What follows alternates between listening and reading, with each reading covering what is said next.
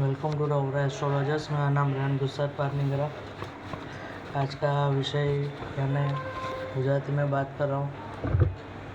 मेष राशिना मेष लग्नना जातकोना माटे पारसी कैलेंडर प्रमाणे आर्थिक दृष्टिए केवुं रहेशे एना माटे आपणे चर्चा करशुं। आ राशिफल मेष राशि मेष लग्नना हिसाबे रहेशे।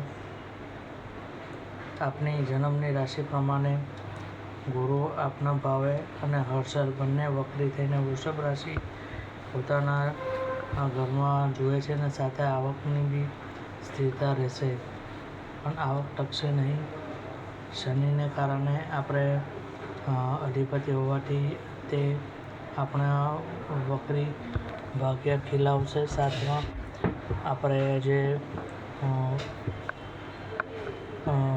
આપણું જે કેલેન્ડર પ્રમાણે જોવા જઈએ તો 26/8/2024થી લઈને 15/5/2025 દરમિયાન ઘરમાં ખર્ચો વધારે રહેવાની સંભાવના રહે।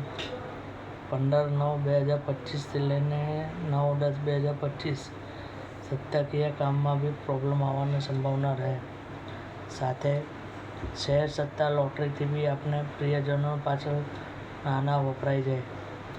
સાથે 9/10/2025થી આ જીવનસાથી માટે દિવાળી સારી જાય, પણ નાના ઉપર થોડો ખર્ચો તો રહેવાનો જ રહેશે।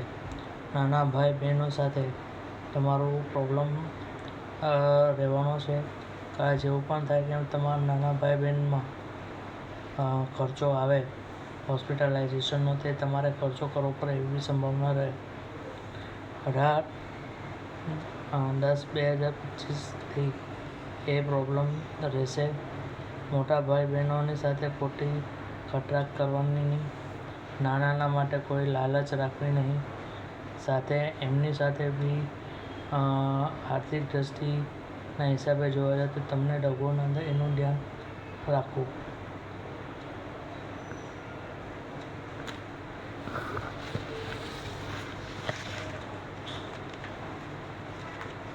હવે આપણે આગળ બી વાત કરીએ દિવાળી પછીનું કેવું રહેશે।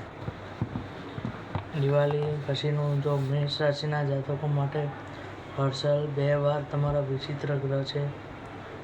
આખું વર્ષ તમારો એ કંઈ ને કંઈ રોડમાં કરોડપતિ બનવા યા પૈસા બનાવવા માટે પ્રોબ્લેમ ક્રિએટ કરવાનું છે।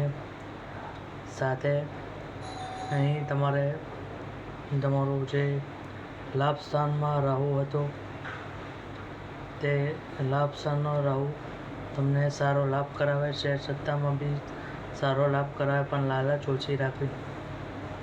સાથે સૂર્ય પણ તમારા વર્ષ આરંભના નીચે વર્ષાંતર નીચનો રહેતા હોવાથી દિવાળી વખતે આગળના બંનેના ધ્યાન રૂપે રાહુની દ્રષ્ટિ હોવાના કારણે આત્મવિશ્વાસ દબી જાય, એટલે ઓવર કોન્ફિડન્સ રાખવો નહીં।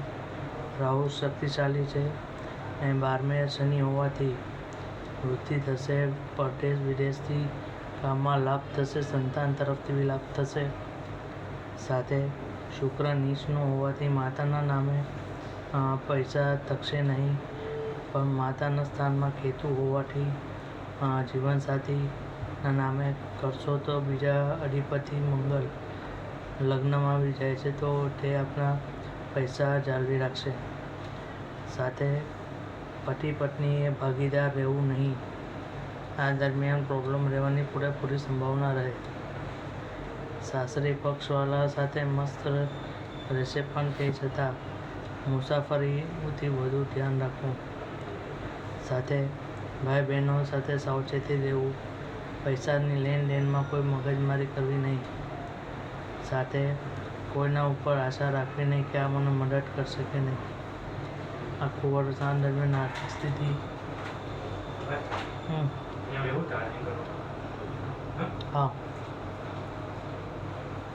એટલે કામકાજથી થોડું સંભાળવાનું રહેશે। થેન્ક યુ, ધન્યવાદ। YouTube channel astrologers subscribe કીजिए।